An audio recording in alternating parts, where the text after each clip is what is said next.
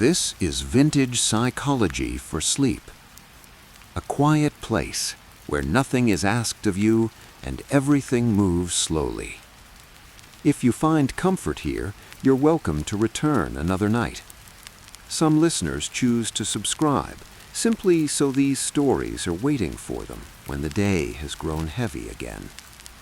And if this quiet place feels helpful, you may leave a gentle mark below so others searching for rest may find their way here too. You don't need to listen closely. You don't need to remember a thing. If sleep arrives early, this story will continue without you. I'll speak softly for a while. Then a story will unfold, and later the voice will soften even more. Tonight's story, The Vintage Cure for Nighttime Anxiety. In these later hours, when the day has loosened its hold, there is nothing left you need to prove. You have already done enough. So now, if it feels right, let your eyes close. Notice the simple fact of being supported, the bed beneath you, the quiet air around you. Long ago, before nights were filled with light and noise, people believed this hour belonged to rest alone. Thinking was something saved for daylight. The night was for settling the nervous system, for reminding the body it had survived another day. Tonight, we will return to that older understanding. There was once a man whose nights were louder than his days. By daylight, he functioned well enough, polite, responsible, attentive. But when darkness arrived, something in him stayed awake. His heart would beat just a little faster. His thoughts would scan for problems that had not yet appeared. He did not panic. He did not imagine disasters. He simply could not rest. Eventually, he came to speak with an aging psychologist known for treating what he called the watchful mind. After listening carefully, the psychologist said something unexpected. "You are not anxious," he said softly. "You are vigilant." The man was surprised. The psychologist explained that anxiety at night is rarely fear itself. More often, it's the mind stepping into a protective role. At night, the world grows quiet.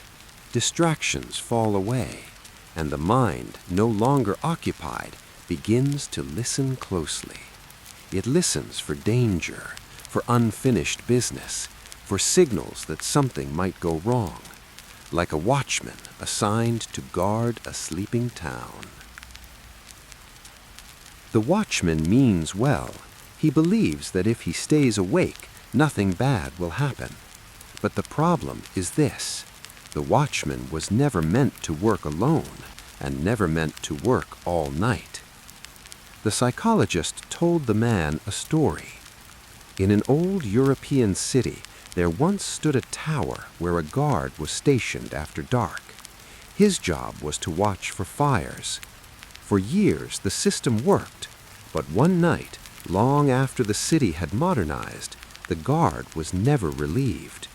The alarms had been automated, the risk had changed, yet the watchman remained, eyes open, waiting for a signal that no longer came.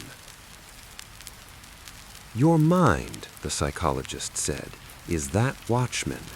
It learned long ago that staying alert kept you safe, and no one ever told it the danger had passed.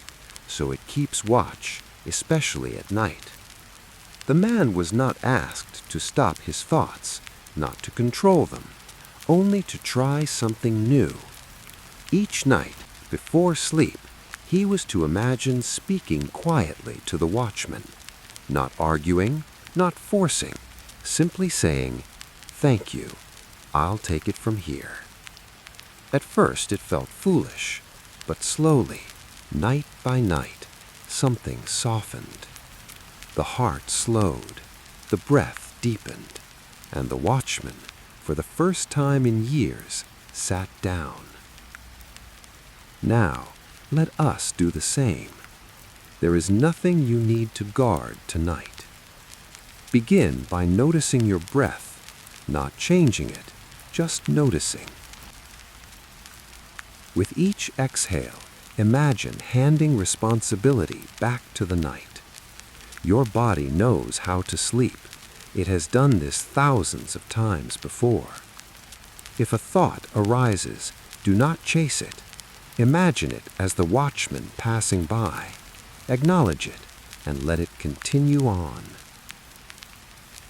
Place one hand gently over your chest and feel the rhythm there. This rhythm does not need supervision. It knows what to do. You are safe enough now to rest.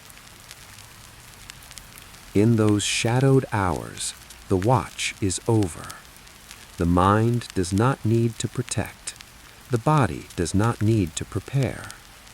If sleep comes now, welcome it. If it comes slowly, that is fine too. Nothing important is happening without you. The night is doing its quiet work. And so the watchman rests, the tower grows dark, and the mind is finally allowed to sleep. Good night.